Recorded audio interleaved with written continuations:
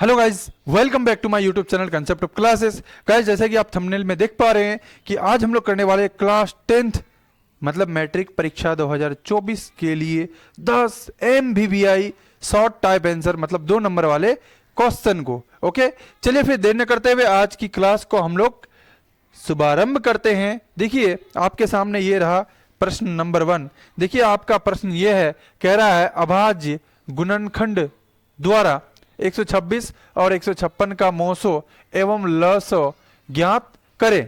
तो सबसे पहले क्या बोला है, अभाज्य गुणनखंड द्वारा। तो सबसे पहले 126 का गुणनखंड करिए जी, 126 का गुणनखंड करिए, 2 से करिए, 2 छोके 12, 2 तिहाई 6। अब जाएगा ये 3 से, 3 दूनी का 6, 3 एकम 3, फिर जाएगा 3 साते 21। अब लिखिए 126 equal to 2 into 3 into 3 into 7 लिख दिए। अब 156 का फैक्टर करिए अर्थात गुणनखंड कीजिए। तो कीजिए जी, 2 साते 14, 1 बच गया 16 हो गया, 2 अट्ठे का 16, फिर 2 से लगाइए, 2 तिहाई 6, 1 बच गया, 2 नमंग 18। अब नहीं जाएगा, अब ये 3 से 3 एकम 3, 3 तिहाई 9। अब कुछ हो सकता है क्या, और कुछ हो सकता है क्या? और करना हो तो करिए, वैसे कोई फायदा है भी नहीं। 7 एकम 7, इधर दे दीजिए 13 से 13 एकम 13। अब देखिए यहां पे लिखिए 156 is equal to 2 into 2 into 3 into 13 into 1, और यहां पे कितना हो जाएगा, इंटू में 1। अब मुझे बताइए इसमें मैच कौन कौन हो रहा है जी, कौन कौन मैच हो रहा है? 1 2 तो मिल गया भाई, और क्या मिला? एक इधर से 3 मिल गया, इधर से अच्छा एक 3 छूट गया, यहाँ पे 3 हो जाएगा, 2 इंटू 2, 2 इंटू 2, और यहाँ पे 3। तो एक आपका 3 मैच हो गया, और कुछ मैच हुआ क्या? हाँ, और एक मैच हो गया 1। चलिए जो जो मैच हुआ उसको हम लोग उभयनिष्ठ मान लेते हैं। उभयनिष्ठ का मतलब जो दोनों में है उसको एक बार मान लेते हैं, वही मेरा क्या हो जाएगा, HCF हो जाएगा। तो मान लीजिए ये 2 इंटू यहाँ पे क्या हो गया 3, और इधर क्या मिल गया 1, बराबर कितना हो जाएगा, इधर हो जाएगा 6। आपका HCF हो गया, 6 आपका HCF हो गया। अब हमको क्या ज्ञात करना है, LCM। LCM तो देखो जी, इसके अलावा जो जो आपने लिया उसको छोड़ करके जो जो बचा उसको लिखिए। 3 इंटू 7 बच गया, यहाँ पे एक 2 बच गया, यहाँ पे एक 13 बच गया, और यहाँ पे HCF जो आया है उसको लिख दीजिए गुना में। HCF कितना आया है जी, HCF आया गया है 6। अब इसको गुना कर लीजिए, जो आएगा वह आपका क्या हो जाएगा, LCM हो जाएगा। ओके, चलिए क्लियर है। अब चलते हैं आगे क्वेश्चन नंबर 2 पे। कह रहा है कि द्विघात समीकरण इतना 3 root under 3 x square plus 10x plus root under 3 is equal to 0 का विवेचक ज्ञात करें। विवेचक को विवितकर भी कहते हैं हम लोग, जिसको D से डिनोट करते हैं, और D बराबर फॉर्मूला होता है b स्क्वायर माइनस का 4ac होता है। हाँ बिल्कुल होता है, D बराबर b कौन है जी, x का गुणांक b होता है। x का गुणांक कितना है 10 का स्क्वायर माइनस 4 इंटू a का मान कितना है जी, x स्क्वायर का गुणांक ये वाला हो जाएगा आपका a का मान। तो x स्क्वायर का गुणांक कितना है 3 रूट 3, तो 3 रूट 3 लिख दीजिए, यही आपका a का मान होगा। गुना c कौन होता है, अचर पद होता है, ये देखिए रूट 3 अचर पद है, इज इक्वल टू 0 हो जाएगा। तो d बराबर कितना हो जाएगा, 10 का स्क्वायर हो जाएगा आपका 100, मतलब 10 को 10 से गुना कीजिए। चलिए यहां पे लिख दीजिए 4 तिहाई कितना हो जाएगा जी 12, गुना रूट 3 इंटू रूट 3, तो कितना हो जाएगा रूट 9, और 9 का वर्गमूल जब कीजिएगा कितना हो जाएगा 3 हो जाएगा, बराबर का 0। तो D बराबर 100 100 100 और 12 तिया कितना हो जाएगा आपका, माइनस 12 तिया 36 हो जाएगा। चलिए अब देखिए, इसीलिए D बराबर अच्छा ये 0 को फिलहाल कर दीजिए स्थगित। इसलिए D बराबर हमको विवेचक का मान ज्ञात करने बोला है, तो विवेचक का मान ज्ञात करते हैं। 100 में 36 चला जाएगा, कितना बच जाएगा, बच जाएगा 64। कितना बच जाएगा जी, बच जाएगा आपका 64। तो ये विवेचक का मान कितना हो गया, 64 हो गया। ओके, चलिए अब हम लोग बात करते हैं क्वेश्चन नंबर 3 पे। कह रहा है कि दिखाइए कि x बराबर -3 इतना बराबर 0 का एक हल है। मतलब इस समीकरण का एक हल x बराबर -3 आता है। ये मुझे आप हल करके प्रूफ करके दिखाइए। हाँ, कर लेते हैं भाई, बहुत बड़ा बात नहीं है। चलिए हल करते हैं हम लोग। हल करते हैं। एक्स स्क्वायर प्लस का 6x प्लस का 9 इज इक्वल टू 0। जब इस तरह का हल आए ना, सबसे पहले इसको इनसे गुना करिए जी, गुना करिए। 9 इंटू एक्स स्क्वायर तो 9x स्क्वायर। अब जो 9 आया ना, इसका फैक्टर करिए, 3/3 कितना हो जाएगा 9। अब देखिए जो गुणनखंड करके आया, इसका एक ऐसा पेयर बनाइए, एक ऐसा जोड़ा बनाइए, एक ऐसा जोड़ा बनाइए जिसको जोड़ने या घटाने पर 6x प्लस में आ जाए, x डाल देंगे इसमें, और गुना करने पर 9x स्क्वायर प्लस में आ जाए। ऐसा हो सकता है क्या? हाँ बिल्कुल हो सकता है। देखिए 6x प्लस में, इसका मतलब दोनों को प्लस में रख देंगे, 3x और प्लस का 3x। देखिए 3/3 9, x गुना x स्क्वायर हो जाएगा, बिल्कुल हो जाएगा। और 3x और 3x को जोड़ेंगे तो 6x चिन्ह प्लस का हो जाएगा। पुर गया ना? हाँ, ये दोनों पुरना चाहिए तभी आपका गुणनखंड ठीक होगा, अन्यथा नहीं होगा। ये हो गया। अब देखिए इस दोनों में कॉमन क्या आ रहा है भाई?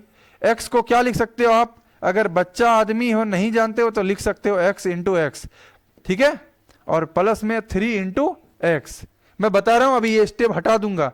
तो कॉमन का मतलब होता है, कॉमन का मतलब होता है कि इस दोनों में क्या ऐसा है जो सेम सेम है। तो x सेम सेम है या नहीं है? हाँ बिल्कुल है सर जी। यहाँ x इंटू एक्स का मतलब, अरे x स्क्वायर है तो x गुना x लिख सकते हैं, क्योंकि जब आधार सेम हो ना तो पावर 1 और 1 क्या हो जाएगा, जुड़ के 2 हो जाएगा। इसका मतलब x स्क्वायर को x इंटू एक्स लिखे हैं क्या? हाँ, उसी को x इंटू एक्स लिखे हैं। समझ गए? चलिए देखिए, अब देखिए ये जो जो मिला ना, उसी को हम लोग बाहर निकालते हैं। जब इसको बाहर मान लिए ना, तो ये वाला कट्टी और ये वाला भी कट्टी, तो बचा क्या, x प्लस का यहाँ पे क्या बच गया 3। इसी को कहते हैं कॉमन लेना। समझ गए? चलिए अब मैं ये स्टेप को हटा रहा हूं, अब मैं डायरेक्ट ले रहा हूं कॉमन। चलो कॉमन लो भाई। ये x यहाँ पे बच क्या आ जाएगा, x प्लस का यहाँ पे क्या हो जाएगा 3, x into x square plus का प्लस 3 इंटू एक्स, तो 3x। यहाँ पे कॉमन आ जाएगा आपका 3, यहाँ बच जाएगा x प्लस यहाँ पे क्या हो जाएगा 3, 3 गुना x तो 3x प्लस का प्लस 3 गुना 3 तो 3/3 9 बराबर का 0। अब देखिए, अब एक बात देखिए, क्या ये डिब्बा वाला सेम हुआ? हाँ हुआ या नहीं हुआ? ये दोनों डब्बा वाला अर्थात ब्रैकेट वाला दोनों सेम होना चाहिए, तभी आपका हिसाब सही होगा, अन्यथा नहीं होगा। तो एक डब्बा वाला ले लीजिए पहले x प्लस 3, और फिर एक इसको ले लीजिए x प्लस का 3। अच्छा दोनों सेम आ गया ना, x plus 3 is equal to 0। अब लिखिए, अब लिखिए यदि x plus 3 is equal to 0, इसीलिए x बराबर प्लस 3 है, इधर आएगा तो क्या हो जाएगा जी, इधर आ जाएगा तो -3 हो जाएगा। ठीक है? अब देखिए यहाँ पे, देखिए फिर यदि, लिखिए यहाँ पे फिर यदि, यहाँ पे लिखिए फिर यदि x प्लस 3 बराबर का 0, इसीलिए x बराबर, ये प्लस 3 इधर आएगा तो क्या हो जाएगा माइनस का 3। अब बोलिए कि x बराबर -3, x बराबर -3 इसका एक हल है या नहीं है? तो बोलोगे हाँ है, तो लिखो अतः, लिख दो अतः x बराबर -3 समीकरण, ये समीकरण ही है, क्योंकि इज इक्वल टू 0 दिया है। जब इसको हटा देंगे, यहां से 0 हटा देंगे ना, तो इसको फिर समीकरण नहीं कहेंगे, तो कहेंगे क्या भाई, कहेंगे इसको बहुपद। जब इक्वल टू 0 दे दिया जाए तो फिर वो क्या हो जाएगा, समीकरण हो जाएगा। इसलिए लिख देंगे x बराबर -3 समीकरण x square plus 6x plus 9 is equal to 0 का एक हल है, का एक हल है। Okay, clear? चलिए अब हम लोग आगे बात करते हैं क्वेश्चन नंबर 4 पे। कह रहा है यदि 30 मीटर ऊंची एक मीनार भूमि पर 10√3 मीटर लंबी छाया बनाती है तो सूर्य का उन्नयन कोण ज्ञात करिए। कह रहा है कि एक 30 मीटर ऊंची मीनार है और भूमि पर 10√3 मीटर लंबाई छाया बनाती है, तो सूर्य का उन्नयन कोण क्या होगा? तो देखिए मैं एक मीनार को लेता हूं, मैं एक मीनार को ले लेता हूं जी। ये रहा आपके सामने मीनार, ये रहा आपके सामने मीनार। चलिए देखिए, ये आपके सामने मीनार है और इसकी ऊंचाई कितना है जी? इसकी ऊंचाई है 30 मीटर। इसकी ऊंचाई 30 मीटर है। ठीक है, इसकी ऊंचाई 30 मीटर है। और कह रहा है भूमि पर 10√3 मीटर की लंबी छाया बनाती है। ये वाला इसका छाया है, ठीक है, ये दूरी छाया का 10√3 मीटर का एक छाया बनाता है। तो सूर्य का उन्नयन कोण, अच्छा ये वाला कोण मांग रहा है, ये वाला कोण, इसको हम लोग थीटा मान लेते हैं, ठीक है, इसको थीटा मान लेते हैं और इसको आप ए मान लीजिए, इसको बी मान लीजिए और इसको क्या मान लीजिए, सी मान लीजिए, ठीक है। जब भी इस तरह का हिसाब आए तो आपको पता है कि ये वाला कोण क्या है, समकोण है। क्या है, समकोण है, 90 डिग्री का है, ठीक है ना। तो इसका मतलब 90 डिग्री का समकोण है तो यहाँ पे पाइथागोरस प्रमेय लागू होगा ही। हाँ बिल्कुल, इसमें तो कोई शक ही नहीं है भाई। तो हमको निकालना क्या है, हमको निकालना है ये वाला थीटा, मतलब ये वाला एंगल निकालना है, ये वाला कोण कितना डिग्री होगा, राइट। हाँ, ये वाला कोण कितना डिग्री होगा, तो देखिए ये वाला कोण लीजिए और इसके सामने वाला मतलब परपेंडिकुलर दिया हुआ है और बेस दिया हुआ है, तो एक ऐसा त्रिकोणमितीय अनुपात लीजिए जिसमें क्या आता हो, जिसमें आता हो क्या, परपेंडिकुलर मतलब लंब आता हो और क्या आता हो, और बेस आता हो। तो वह कौन है भाई, वह है सीधा सीधी कौन है भाई, वह है tan। तो आप लिख दीजिए, ज्यादा यहाँ पे दिमाग नहीं लगाना है, ज्यादा कुछ यहाँ पे लिख दीजिए, यहाँ पे लिखिए आप सॉल्यूशन लिख दीजिए, सॉल्यूशन लिखकर अपना कार्यक्रम सीधे स्टार्ट कर दीजिए, ज्यादा तेल मक्खन लगाने की जरूरत नहीं है। तो सीधा लिख दीजिए, सीधा लिख दीजिए, सीधा लिख दीजिए यहाँ पे क्या कि आपका मीनार की ऊंचाई, मीनार की ऊंचाई, मीनार की ऊंचाई, मीनार की ऊंचाई बराबर त्रिभुज ABC का क्या हो जाएगा जी, ABC का क्या हो जाएगा, परपेंडिकुलर हो जाएगा, बोले तो लंब हो जाएगा। ABC का लंब कितना हो जाएगा जी, ABC का लंब, लंब कौन है जी, AB बराबर कितना, 30 मीटर हो जाएगा, ठीक है। और फिर कह रहा है कि मीनार, एक ऊंची मीनार एक भूमि पर 10 मीटर लंबी छाया बनाती है। तो छाया की लंबाई, छाया की लंबाई, छाया की लंबाई बराबर त्रिभुज ABC का क्या हो जाएगा जी, आधार हो जाएगा।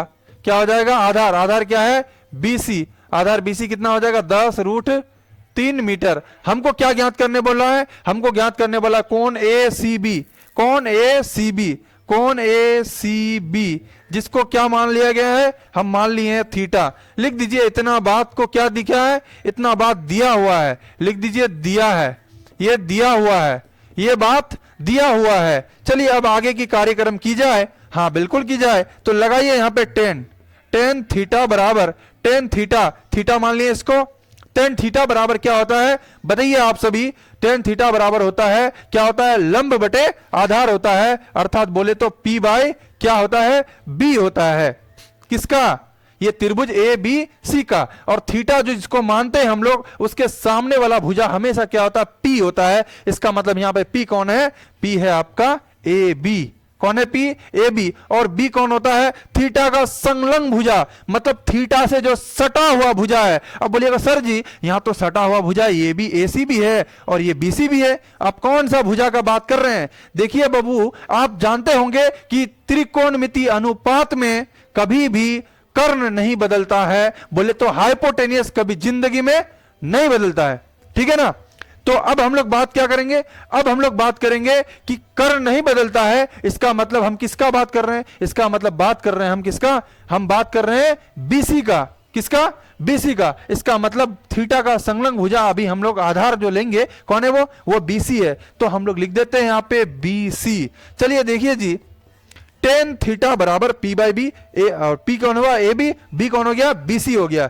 tan थीटा, अच्छा थीटा का मान कितना है, थीटा का मान तो है ही नहीं है, हमका निकालना है। हाँ चलो, tan थीटा बराबर AB का मान कितना है जी, AB का मान ये रहा 30 और बटे BC का मान कितना है जी, 10√3 है, 10√3 है। अब देखिए यहाँ पे कट्टी कीजिए, कट्टी कीजिए, 10 तिहाई 30 हो जाएगा।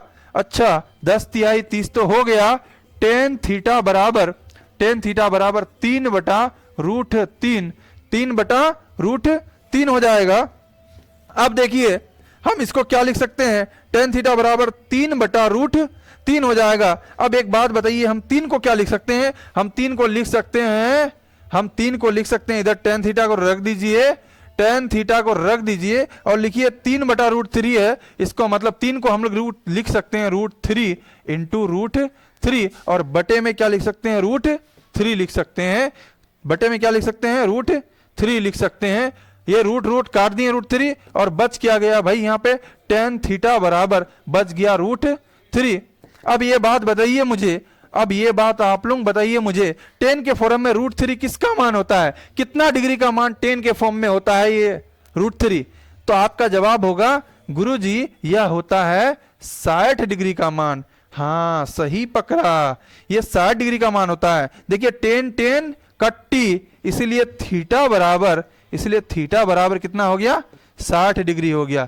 थीटा बराबर कितना हो गया 60 डिग्री हो गया। अच्छा ये वाला कोण कितना था, इसका मतलब ये वाला कोण कितना था 60 डिग्री का। हाँ सूर्य का उन्नयन कोण 60 डिग्री का था। ठीक है, चलिए अब हम लोग आगे बात करते हैं क्वेश्चन नंबर 5 पे। कह रहा है कि किसी वृत्त के केंद्र से 5 मीटर दूर स्थित बिंदु ए से खींची गई स्पर्श रेखा की लंबाई 4 सेंटीमीटर है, वृत्त की त्रिज्या ज्ञात करिए। कह रहा है कि कोई वृत्त है, चलिए हम कोई वृत्त ले लेते हैं, कोई हम लोग वृत्त ले लेते हैं। देखिए ये हमारा एक वृत्त है, ये हमारा एक वृत्त है। कह रहा है कि किसी वृत्त के केंद्र से, ये वृत्त का केंद्र है, वृत्त के केंद्र से 5 सेंटीमीटर दूर स्थित एक बिंदु है। ये 5 सेंटीमीटर दूर स्थित एक बिंदु है, मान लीजिए 5 सेंटीमीटर दूर स्थित एक बिंदु है और यहां से ये खींचा गया एक रेखा है। ठीक है, यहां से खींचा गया एक यह रेखा है। चलिए इसको मान लेते हैं हम लोग बिंदा ए। ठीक है, और फिर कह रहा है कि बिंदा ए से एक स्पर्श रेखा खींचा गया है। कौन सा रेखा, स्पर्श रेखा खींचा गया है। बिंदा ए से एक स्पर्श रेखा खींचा गया है, तो एक स्पर्श रेखा खींच दीजिए जी। बिंदा ए से स्पर्श रेखा खींच दीजिए, खींच दिए, हाँ खींच दिए। 1 मिनट रुक जाइए, 1 मिनट रुक जाइए। हम बिंदु ए से स्पर्श रेखा खींच दिए। चलिए हम बिंदा ए से स्पर्श रेखा खींच दिए। स्पर्श रेखा की लंबाई 4 सेंटीमीटर है, इस रेखा की लंबाई 4 सेंटीमीटर है। ठीक है, और इस रेखा की लंबाई 5 सेंटीमीटर है। तो कह रहा वृत्त की त्रिज्या ज्ञात करिए। ये वृत्त का जो त्रिज्या है ये क्या करें आप, ये ज्ञात करें। ये वृत्त की त्रिज्या आर क्या करें, ज्ञात करके आप हमें दें। देखिए जी, अगर आप वहां पे ए माने हैं तो आप यहां पे बी मान लीजिए और यहां पे सी मान लीजिए। सबको पता है जो स्पर्श रेखा होता है वह त्रिज्या, जहां त्रिज्या अगर हम टच करें परिधि से और जो स्पर्श रेखा को मिलाते हैं, यहां पे कोण कितना डिग्री का बनता है, यहां पे कोण बनता है 90 डिग्री का। ये प्रमेय है, इसको सबने प्रूफ किया होगा। हाँ तो सर जी 90 डिग्री का कोण बन गया, तो इसको हम लोग क्या बोलेंगे, इसको हम लोग क्या बोलेंगे जी, इसको हम लोग बोलेंगे कौन कोण, इसको बोलेंगे समकोण। और जहां समकोण होगा वहां पर पाइथागोरस प्रमेय लागू होगा। और पाइथागोरस प्रमेय लागू हो रहा है, इसका मतलब क्या हुआ, इसका मतलब हुआ कि ये वाला हमारा क्या है, ये वाला हमारा है क्या, ये हमारा हो जाएगा लंब, परपेंडिकुलर। अब ये वाला क्या हो जाएगा मेरा, ये वाला हो जाएगा मेरा कर्ण, और ये वाला क्या हो जाएगा आधार, ये वाला क्या हो जाएगा आधार, ये वाला हो जाएगा हमारा आधार, ये वाला हो जाएगा हमारा क्या, ये वाला हो जाएगा हमारा लंब, और ये वाला मेरा हो जाएगा कर्ण। क्या हो जाएगा कर्ण। अब कोई बोलेगा गुरुजी ये तो देखने में ये लग रहा है हमारा कर्ण। अरे भैया कैसे ये वाला कर्ण, वो बोला है जो रेखा है वृत्त के केंद्र से ए तक खींचा गया 5 सेंटीमीटर और जो ए से स्पर्श रेखा खींचा गया वो 4 सेंटीमीटर। तो अगर ये कर्ण होगा तो मुझे ये बताइए क्या लंब से कभी जिंदगी में कर्ण बड़ा होगा क्या, तो नहीं होगा। इसका मतलब ये वाला कहियो कर्ण नहीं होगा, कर्ण यही वाला होगा। ठीक ना, ये वाला हमारा क्या होता है, ये वाला हमारा होता है परपेंडिकुलर, लंब होता है। चलिए हम लोग अब ज्ञात करते हैं, हमको क्या ज्ञात करना है, वृत्त की त्रिज्या ज्ञात करना अर्थात बीसी ज्ञात करना है। तो सीधे लिखिए पाइथागोरस प्रमेय से, पाइथागोरस प्रमेय से, पाइथागोरस प्रमेय से, पाइथागोरस प्रमेय से, पाइथागोरस प्रमेय से क्या जानते हैं आप, जानते हैं कर्ण स्क्वायर, कर्ण स्क्वायर बराबर, आप जानते हैं कर्ण स्क्वायर बराबर, कर्ण स्क्वायर बराबर आधार स्क्वायर, आधार स्क्वायर, आधार स्क्वायर प्लस लंब स्क्वायर, आधार स्क्वायर प्लस लंब स्क्वायर। तो मुझे बताइए यहाँ पे कर्ण कौन है भाई, ये कर्ण है, ये ए बी का स्क्वायर, ए बी का स्क्वायर बराबर आधार कौन है भाई, आधार है हमारा बीसी, कौन है, बीसी स्क्वायर प्लस लंब कितना है जी, लंब मेरा है एसी, एसी है, एसी का स्क्वायर कर दीजिए। ए बी के जगह में कितना है भाई, ए बी के जगह में 5 सेंटीमीटर है तो 5 का स्क्वायर कर दीजिए। बीसी के जगह में कौन है, आर है तो आर का स्क्वायर कर दीजिए। ये एसी के जगह में कौन है, 4 है तो 4 का स्क्वायर कर दीजिए। 5 का स्क्वायर 5 है 25, आर स्क्वायर प्लस 4 का स्क्वायर 4 चौके 16 हो जाएगा। हाँ अब देखिए जी यहाँ पे 25, ये 16 प्लस में इधर आएगा तो माइनस में बराबर का आर स्क्वायर हो जाएगा, बराबर का आर स्क्वायर हो जाएगा। अब देखिए जी, अब देखिए यहाँ पे 25 में 16 गया तो बचा कितना भैया, बचा 9, और यहाँ पे बचा क्या, आर स्क्वायर, और जब ये स्क्वायर, अच्छा इसको सीधा कर लीजिए एक बार में, r square is equal to 9। देखिए जी जब आर से स्क्वायर हटेगा तो प्लस माइनस में रूट चढ़ जाएगा इधर 9 पे, है ना, इसका मतलब हुआ इसलिए आर बराबर प्लस माइनस 9 का वर्गमूल करिएगा तो कितना आएगा, 3। अब मुझे ये बताइए त्रिज्या कहियो माइनस में होगा क्या, नहीं होगा, तो इसलिए फाइनली आर बराबर क्या हो जाएगा, 3 हो जाएगा, ठीक है ना, आर बराबर 3, माइनस में नहीं होगा इसलिए प्लस में लिख दिए। दूरी कहियो माइनस में होता है ना, कभी नहीं होता है, इसलिए आर बराबर त्रिज्या कितना हो जाएगा आपका, 3 हो जाएगा। चलिए अब हम लोग आगे बात करते हैं क्वेश्चन नंबर 6 पे। कह रहा है 6x² माइनस 7x माइनस 3 के शून्य ज्ञात करें और शून्यकों और गुणांकों के बीच के संबंध की जांच करें, ठीक है ना।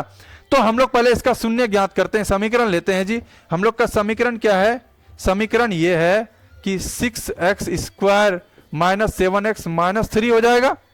और देखिए जब हमको शून्य निकालना हो तो पहले इसको इससे गुना करते हैं, क्या लिखे, 6x² और गुना में माइनस का 3 गुना कर दीजिएगा तो कितना होगा, हो ये गुना माइनस का 3 बराबर प्लस माइनस माइनस 6 18 x² का x² हो जाएगा।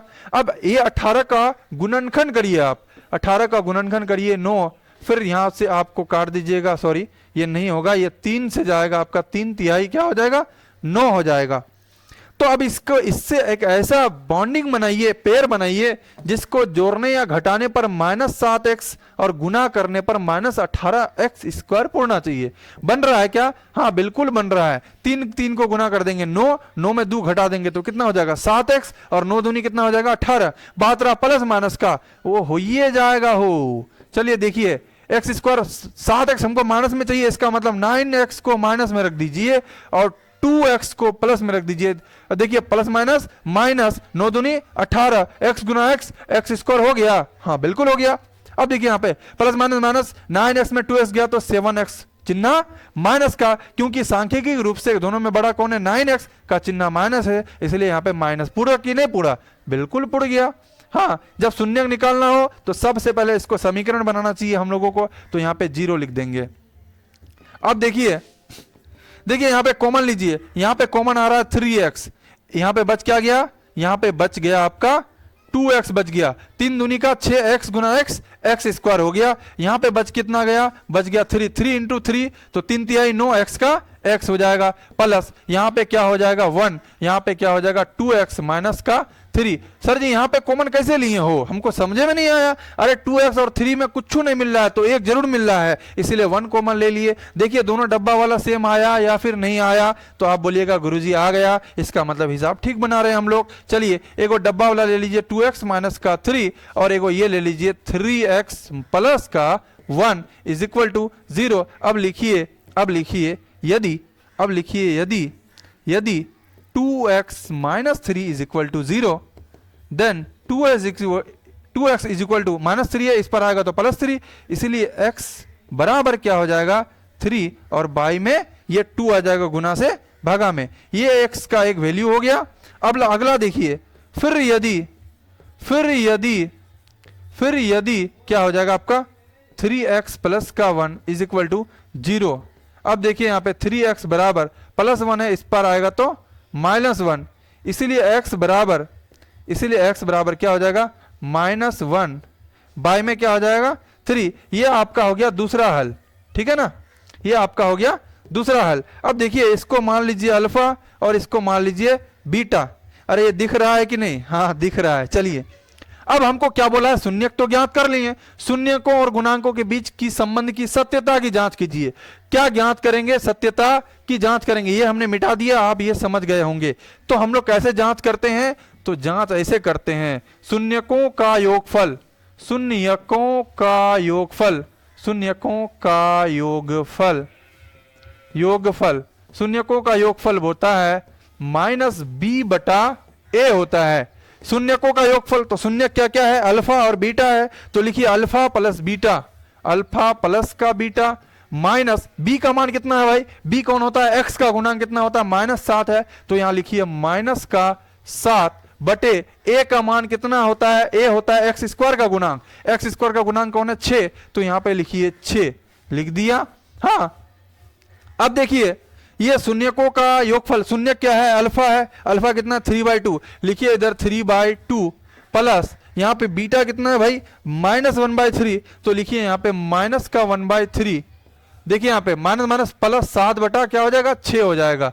अब देखिए यहाँ पे 3/2 ये plus minus minus 1/3 is equal to 7/6 हो जाएगा। 2 और 3 का एलसीएम नहीं होगा तो गुना हो जाएगा, 3 दूनी का 6। अब इसको भगा दीजिएगा इससे, 6 को 2 से तो 3 आएगा, 3 तिहाई कितना हो जाएगा जी 9 हो जाएगा, माइनस 3 को 6 से भाग दीजिएगा, मतलब 6 को 3 से भाग दीजिएगा, 3 दूनी 6 2 आएगा, 2 गुना तो कितना हो जाएगा 2 बराबर का 7 बटे का 6। अब देखिए 9 में 2 गया तो 7 बटा में 6 बराबर 7 बटा 6, देखिए बराबर आया या नहीं आया, हाँ इसका मतलब हिसाब ठीक बनाए। और एक चेक होगा गुरुजी, और एक चेक होगा, करिए दीजिए ना, करिए देते हैं।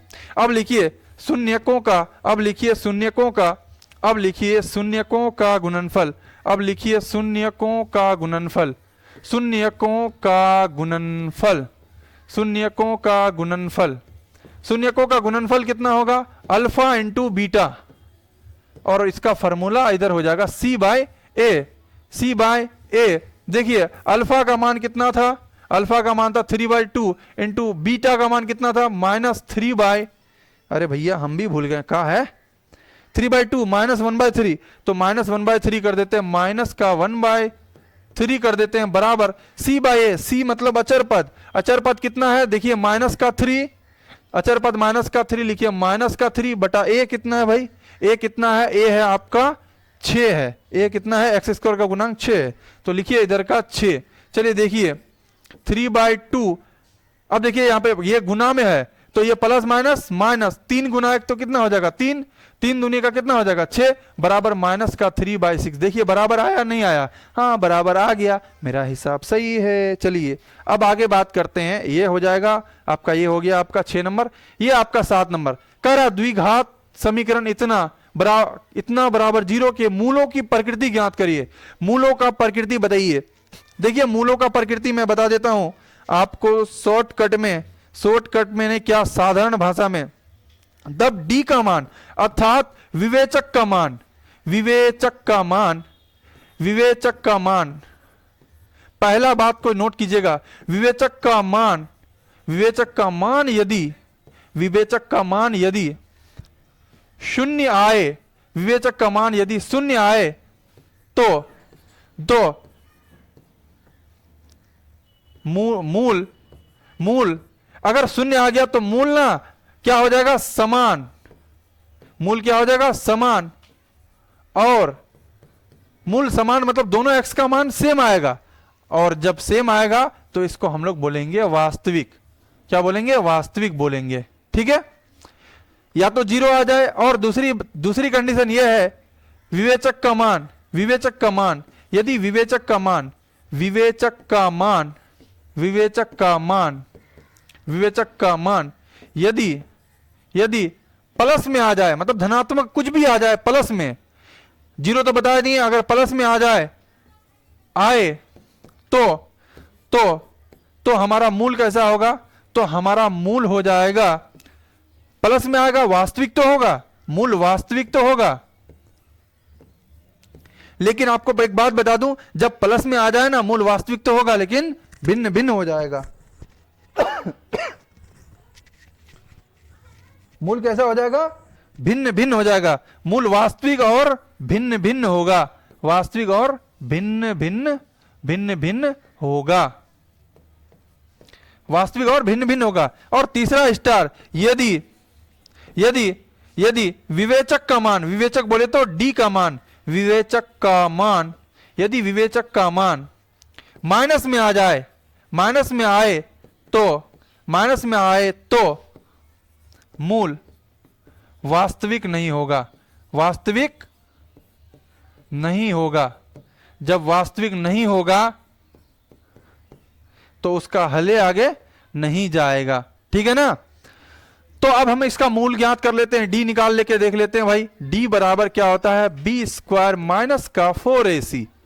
तो देखो जी, डी बराबर बी का मान कितना है भाई, एक्स का गुणांक डी होता है, माइनस का 6 है, स्क्वायर लगा दे माइनस 4 इंटू ए का मान एक्स स्क्वायर का गुणांक ए तो कितना है 2 है, इंटू सी का मान कितना है 3 है। चलिए देखिए, डी बराबर 6 का स्क्वायर कितना हो जाएगा 36, माइनस माइनस प्लस हो जाएगा माइनस। देखिए इधर यहाँ 4 तिहाई 12, 12 दूनी 24, इसलिए डी बराबर 36 में 24 चला जाएगा, कितना बचेगा जी, 6 में 4 गया तो 2 और यहाँ पे 1, 12 बच गया।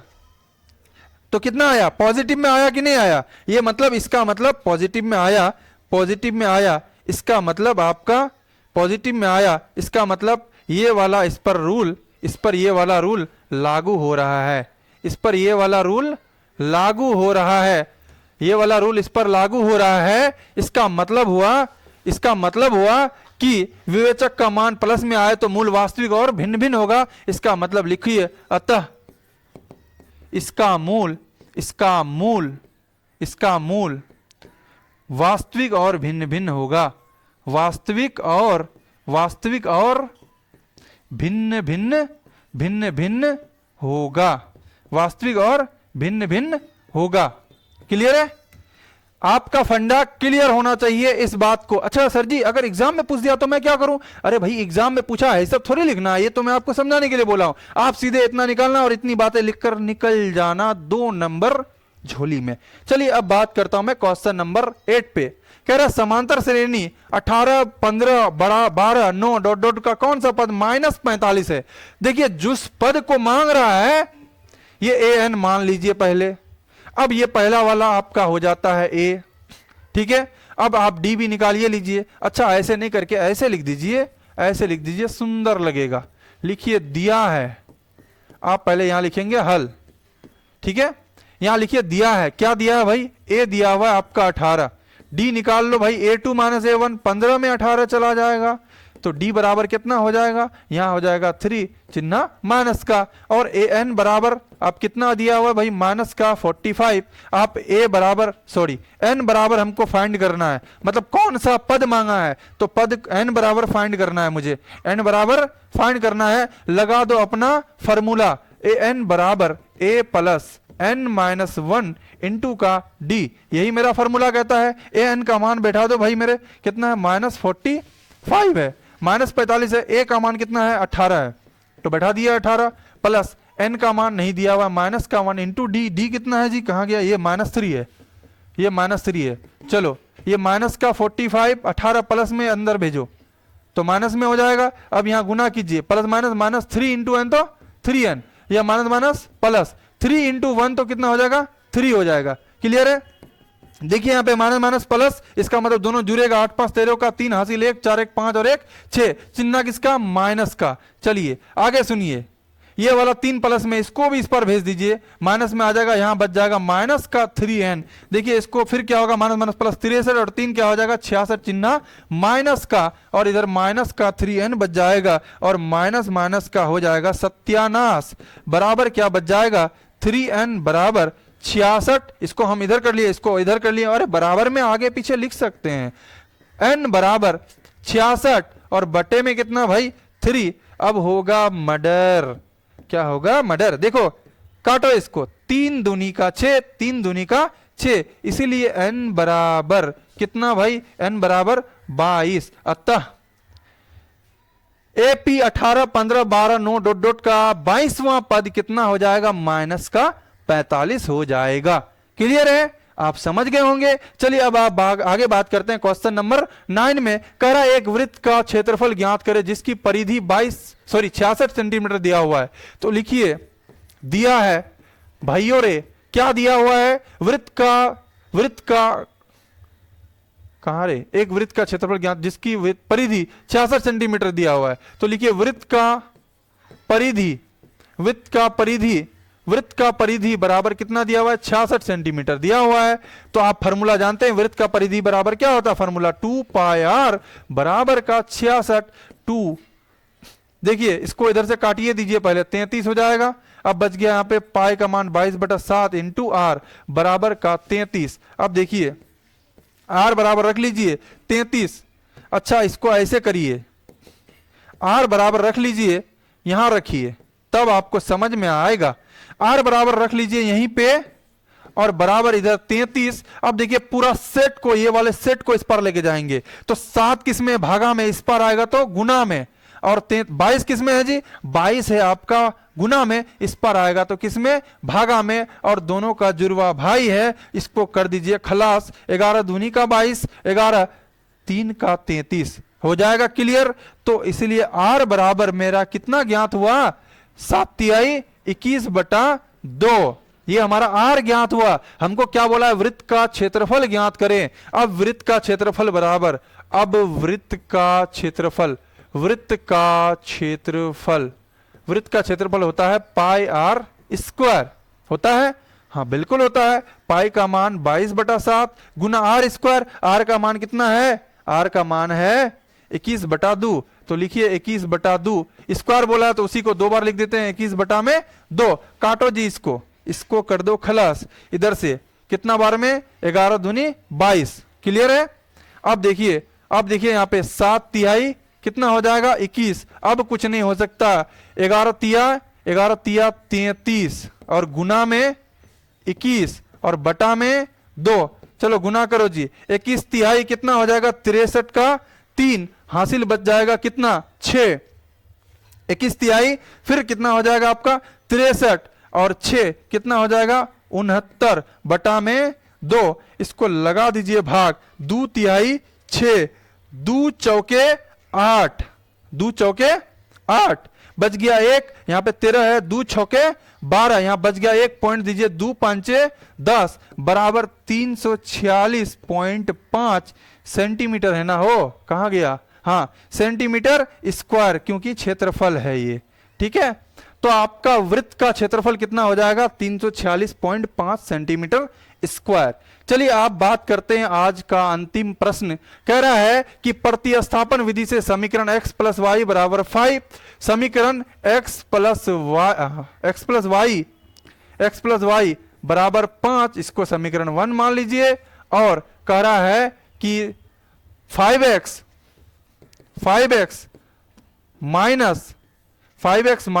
3y = 4 बराबर का समीकरण 2। इसका क्या करना है? प्रतिस्थापन विधि से हल निकालना है। तो आपको मालूम होना चाहिए कि प्रतिस्थापन विधि में क्या होता है। किसी एक समीकरण को लेकर के उसमें समीकरण 3 निकालते हैं, फिर जिस समीकरण से समीकरण 3 निकालते हैं दूसरा वाला समीकरण में समीकरण 3 को डालते हैं। अच्छा सर जी इतना बकवासी नहीं कीजिए, डायरेक्ट बनाइए दीजिए ना। चलो भाई सीधे बना ही देते हैं। चलिए लिखिए समीकरण कोई भी एक से लीजिए। समीकरण मैं एक से लेता हूं। समीकरण एक से x + y बराबर का 5। देखिए x बराबर 5 है, ये y प्लस में, इस पर भेज दीजिए माइनस में। इसको समीकरण 3 मानिए। अच्छा समीकरण 3 जो निकाले कौन सा समीकरण से निकाले? समीकरण 1 से। इसका मतलब x का मान समीकरण 2 में डालिए। तो लिखिए आप, अब लिखिए x का मान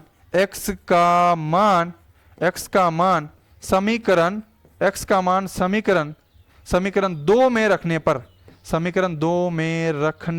पर, चलिए अब कीजिए putting the value getting the result. समीकरण 2 क्या है भाई मेरा? -3y है। 5x माइनस का 3y है बराबर का 4 है। तो बैठाओ जी 5 × x का मान कितना है? 5 - y माइनस का इधर 3y बराबर का कितना हो जाएगा? 4 हो जाएगा। अब मैं इधर आता हूं आपको लेकर के, आइए गुना कीजिए इसको। कितना हो जाएगा? 5 का 25 माइनस 5 इंटू वाई तो कितना हो जाएगा 5y, और इधर कितना है -3y बराबर कितना हो जाएगा आपका 4 हो जाएगा। 25 ये माइनस माइनस प्लस 5 और 3 कितना हो जाएगा 8, और y का y चिन्ह माइनस का बराबर का 4 हो जाएगा। अब देखिए माइनस का 8y बराबर 4, ये 25 प्लस में इस पर भेजिए माइनस में हो जाएगा, ये -8y बराबर, इसको घटाइएगा तो माइनस का क्या आ जाएगा जी 21 आ जाएगा। y बराबर -21, ये 8 किस में है गुना में है, इस पर लेके आइए भागा में, ये कट्टी, इसलिए y बराबर कितना हो जाएगा 21/8 हो जाएगा। ये मेरा एक आंसर मिल गया। अब यही y का मान कहाँ रखना है समीकरण 3 में, तो लिखिए y का मान समीकरण 3 में रखने पर, y का मान समीकरण 3 में रखने पर, y का मान समीकरण 3 में रखने पर, y का मान समीकरण 3 में रखने पर, समीकरण 3 में रखने पर, समीकरण 3 क्या है भाई यहाँ देख लो मेरा, x बराबर 5 माइनस वाई, तो लिख लो समीकरण 3 क्या है आपका x बराबर 5 माइनस वाई, तो आपका x बराबर 5 माइनस वाई का मान कितना है 21/8 है। ये देखिए यहाँ पे, ये देखिए y का मान 21/8 है। चलिए अब देखिए यहाँ पे कुछ नहीं, नीचे तो 1 है, x बराबर कितना हो जाएगा 8 और 1 का एलसीएम 8 हो जाएगा। अब देखिए यहाँ पे भागा दीजिएगा 8 पंचे 40, माइनस यहाँ 8 को 8 से भाग दीजिएगा 1 गुना 21 तो क्या हो जाएगा 21। अब देखिए यहाँ पे, इसीलिए x बराबर 40 में 21 जाएगा तो कितना बचेगा भाई, 40 में 21 जाएगा तो आपका बच जाएगा 19 और बटा में 8, ये वाला हो गया आपका x का मान 19/8 और ये वाला हो गया आपका y का मान 21/8। इस प्रकार हो गया आपका 10 महत्वपूर्ण VBI मतलब 2 नंबर वाले क्वेश्चन। फिर मिलते हैं अगले वीडियो में, तब तक के लिए बाय बाय।